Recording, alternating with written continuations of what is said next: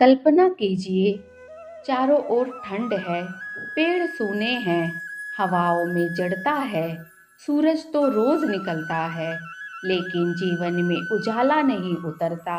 मन भारी है, रिश्तों में दूरी है, और भीतर कहीं न कहीं एक अजीब सी थकान है। और तभी आकाश में एक दिव्य परिवर्तन होता है।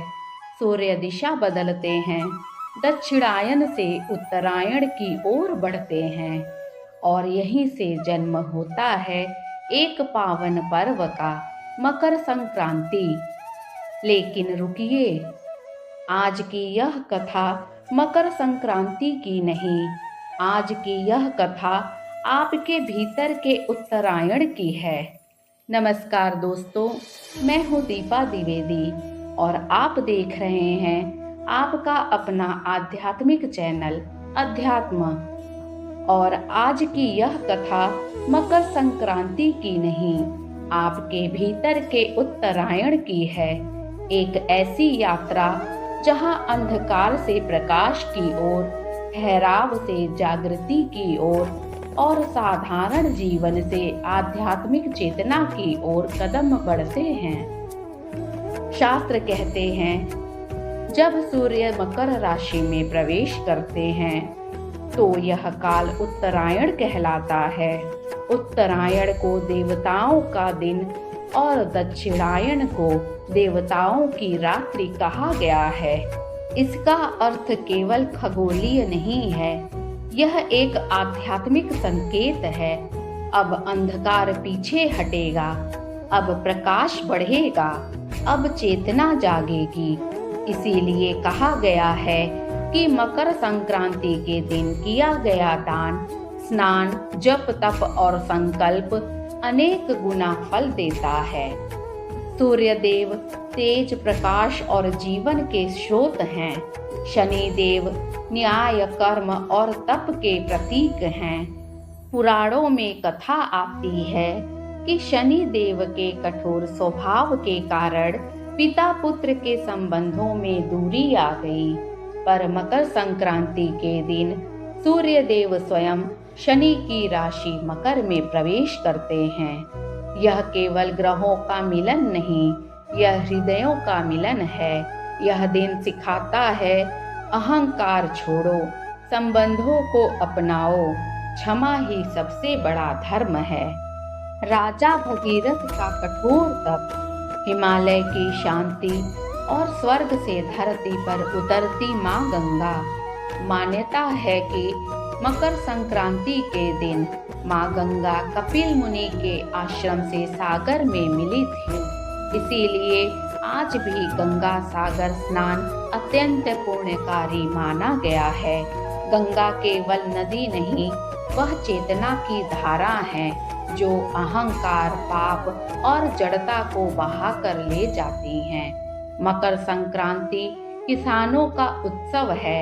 धरती माँ अन्न देती है, फसल कटती है, और किसान सूर्य देव को कृतज्ञता अर्पित करता है। इसी भावना से खिचड़ी मनाई जाती है। अन्न, दाल और घी का पवित्र संगम। खिचड़ी हमें सिखाती है सरल जीवन, सात्विक जीवन और कृतज्ञ हृदय। यही सच्ची समृद्धि है। शास्त्रों में उल्लेख है कि इसी दिन भगवान विष्णु ने शंकरासुर नामक असुर का वध किया था। जब अधर्म बढ़ता है तो धर्म स्वयं खड़ा होता है। मकर संक्रांति हमें आश्वस्त करती है, अंततः सत्य की ही विजय होती है।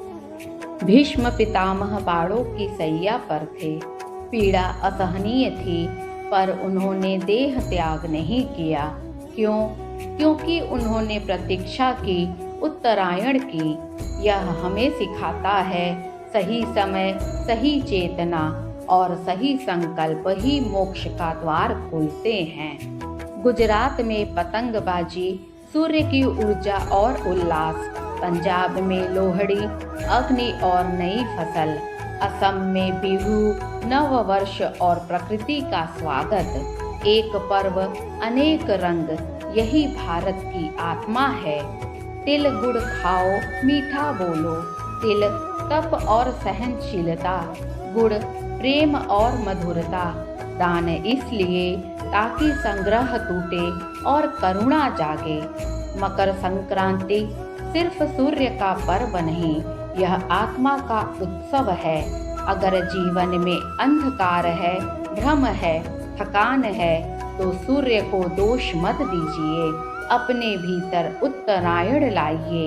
यही कारण है कि अध्यात्म चैनल पर हम केवल पर्वों की जानकारी नहीं देते, हम पर्वों के पीछे छिपे जीवन के रहस्य, आत्मा की पुकार और ईश्वर से जुड़ने का मार्ग आप तक पहुंचाने का प्रयास करते हैं। अगर यह वीडियो आपको पसंद आया हो, आपके मन को छू गया हो, तो हमारे चैनल को लाइक करें, सब्सक्राइब करें, अपने परिवार और मित्रों के साथ शेयर करें और कमेंट में ज़रूर बताइए कि इस कथा का कौन सा भाग आपके हृदय को सबसे अधिक छू गया। इसी प्रकार की भक्ति, अध्यात्म और रहस्य से भरी कहानियों के साथ हम फिर मिलेंगे। तब तक के लिए नमस्कार।